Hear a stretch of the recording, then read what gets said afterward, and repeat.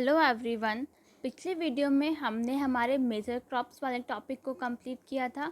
आज की इस वीडियो में हम पढ़ेंगे टेक्नोलॉजिकल एंड इंस्टीट्यूशनल रिफॉर्म्स। चलिए स्टार्ट करते हैं। हमारा टॉपिक है technological and institutional reforms.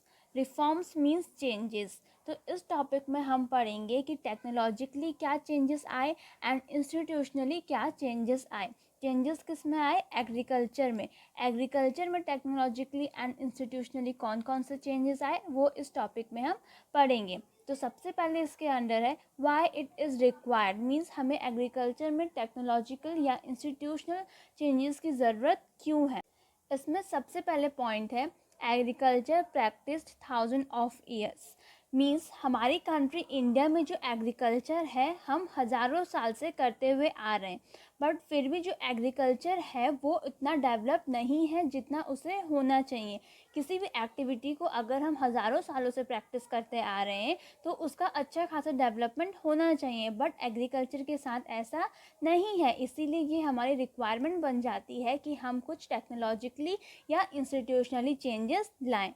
Next point है in spite of development of irrigation facilities most of farmers still depend upon monsoon. Means बहुत सारी इरिगेशन फैसिलिटीज़ आने के बाद भी बहुत से फार्मर्स ऐसे हैं जो अभी भी अपने खेतों की सिंचाई के लिए, इरिगेशन के लिए मानसून पे ही डिपेंड है। इसीलिए भी हमारे लिए ज़रूरी बन जाता है कि हम ऐसे टेक्नोलॉजिकल एंड इंस्टीट्यूशनल रिफॉर्म्स लाएं जिससे इन फार्मर्स को उन टेक्निक्स के बारे में पता चल सके जिससे ये इरिगेशन कर सकते हैं। नेक्स्ट पॉइंट है provides livelihood to 60% of population.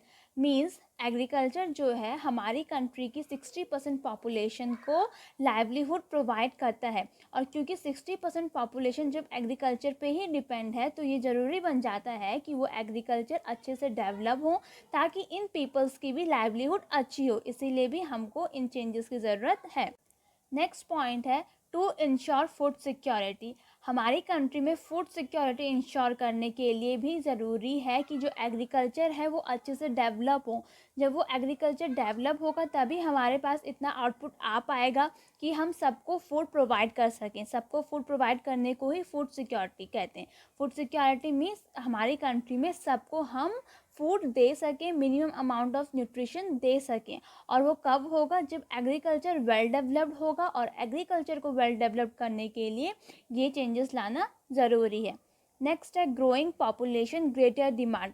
हमारी कंट्री की जो पॉपुलेशन है वो ग्रोइंग पॉपुलेशन है, वो बढ़ती जा रही है, और अगर पॉपुलेशन बढ़ेगी तो जो डिमांड है वो भी ज़्यादा होगी। पॉपुलेशन इंक्रीज़ होगी तो ग्रेटर डिमांड होगी, एंड उस ग्रेटर डिमांड को फुलफ़िल करने के लिए भी ये ज़रूरी है कि हम ये टेक्नोलॉजिकली या फिर इंस्टीट्यूशनली रिफॉर्म्स लाएँ। अभी तक हमने पढ़ा कि क्यों हमें टेक्नोलॉजिकल एंड इंस्टीट्यूशनल रिफॉर्म्स की ज़रूरत है।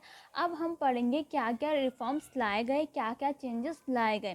तो सबसे पहले जो आए वो थे लैंड रिफॉर्म। लैंड को लेकर कुछ रिफॉर्म्स लाए गए, और वो जो लैंड रिफॉर्म्स थे वो फर्स्ट 5 ईयर प्लान का मेन फोकस थे। मीन्स फर्स्ट 5 ईयर प्लान जो था हमारी कंट्री में उसका मेन फोकस ये लैंड रिफॉर्म्स ही थे।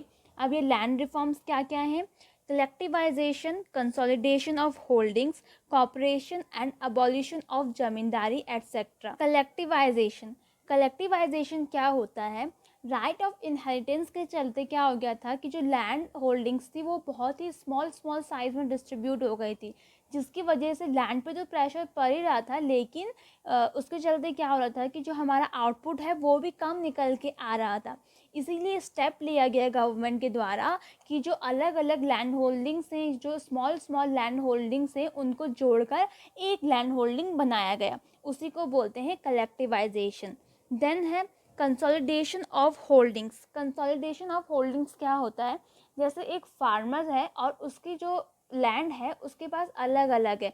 मीन्स एक एरिया में उसकी टोटल लैंड नहीं है, एक लैंड यहाँ है, एक यहाँ, एक यहाँ।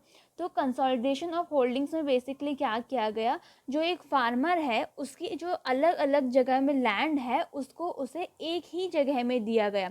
सपोज़ उसकी 1 एकड़ लैंड यहाँ है, 1 यहाँ है, 1 यहाँ है, तो इनको अलग अलग करने की बजाय उस फार्मर को एक ही जगह में 3 एकड़ लैंड दिया गया। इसी को बोला जाता है कंसोलिडेशन ऑफ होल्डिंग्स।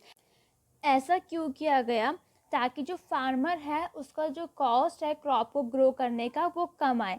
क्योंकि अगर फार्मर को सपोज़ बीज बोने हैं या फिर अपने जो खेत है उसमें वो हार्वेस्टिंग करने के लिए ट्रैक्टर भी ला रहा है, तो पहले उसे यहाँ का कॉस्ट देना पड़ेगा, फिर यहाँ का देना पड़ेगा एंड फिर यहाँ की ज़मीन का देना पड़ेगा। बट अगर वही ज़मीन उसकी एक ही जगह में होगी तो जो उसका कॉस्ट आएगा वो भी कम आएगा। इसीलिए जो कंसोलिडेशन ऑफ होल्डिंग्स है ये रिफॉर्म गवर्नमेंट द्वारा लाया गया। नेक्स्ट है कॉपरेशन एंड अबॉलिशन ऑफ जमींदारी। इसमें क्या किया गया कि जो जमींदारी सिस्टम है उसको गवर्नमेंट ने पूरी तरीके से हटा दिया, तो वही है अबॉलिशन ऑफ जमींदारी।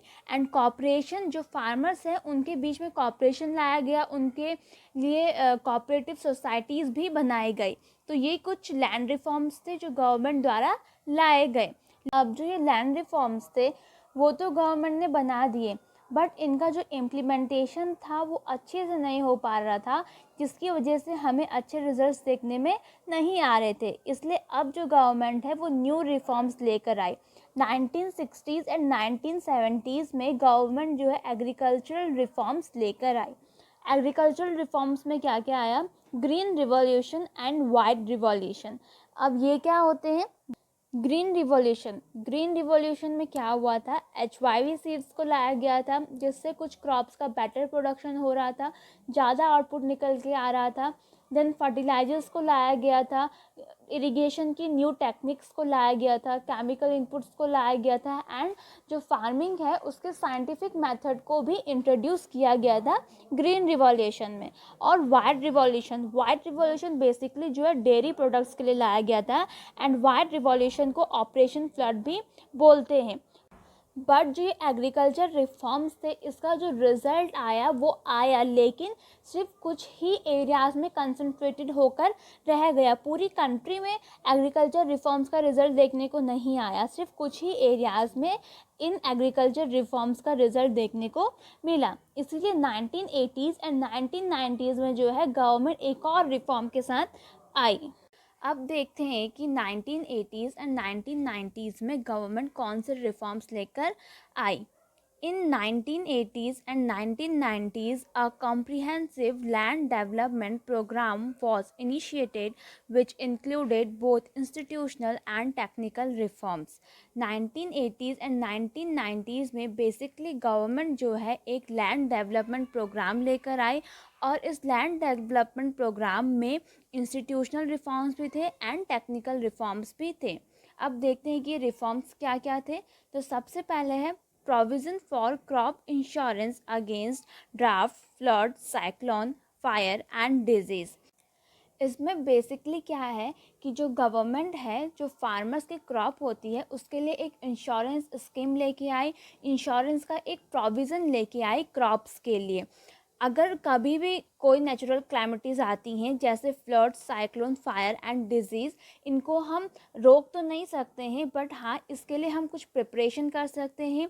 जो नेचुरल क्लैमिटीज़ से हमें लॉस हुआ है उससे डील कर सकते हैं।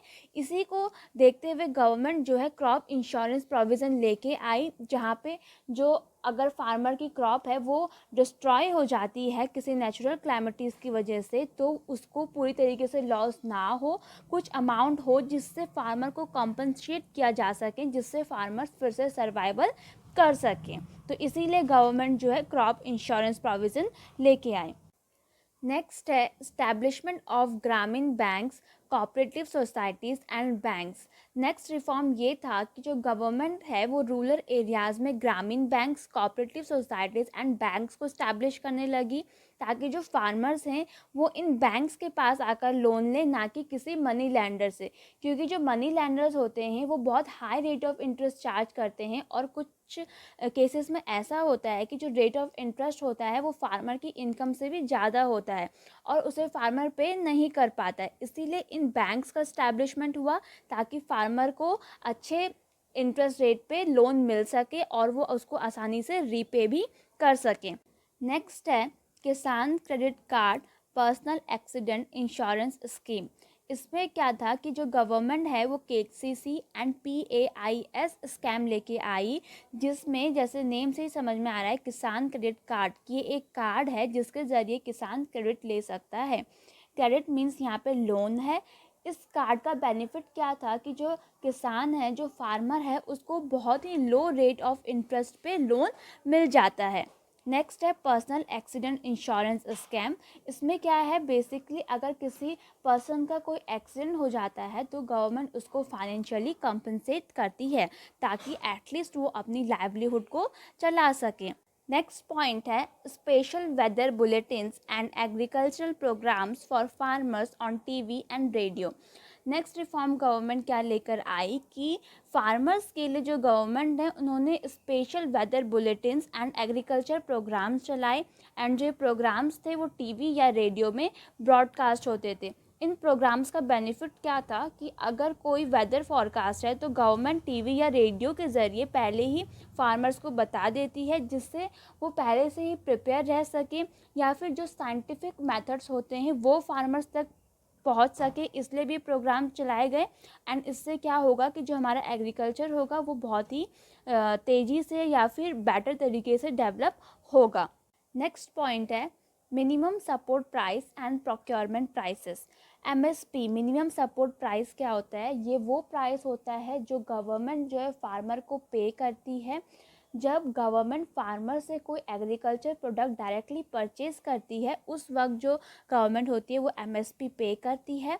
एंड प्रोक्योरमेंट प्राइसेस, ये भी जैसे नेम से ही समझ में आ रहा है, प्रोक्योरमेंट प्राइस जिस प्राइस पे गवर्नमेंट फार्मर से गुड लेती है या एग्रीकल्चर प्रोडक्ट लेती है अपने बफर स्टॉक को मेंटेन करने के लिए, उसे बोलते हैं प्रोक्योरमेंट प्राइसेस। तो गवर्नमेंट जो है MSP and procurement prices announce करने लगी ताकि जो फार्मर्स हैं वो मिडिल मैन से एक्सप्लॉइट ना हो, मिडिल मैन उनको एक्सप्लॉइट ना करे। तो ये थे कुछ टेक्नोलॉजिकल एंड इंस्टीट्यूशनल रिफॉर्म्स जो गवर्नमेंट लेकर आई थी एग्रीकल्चर के डेवलपमेंट के लिए।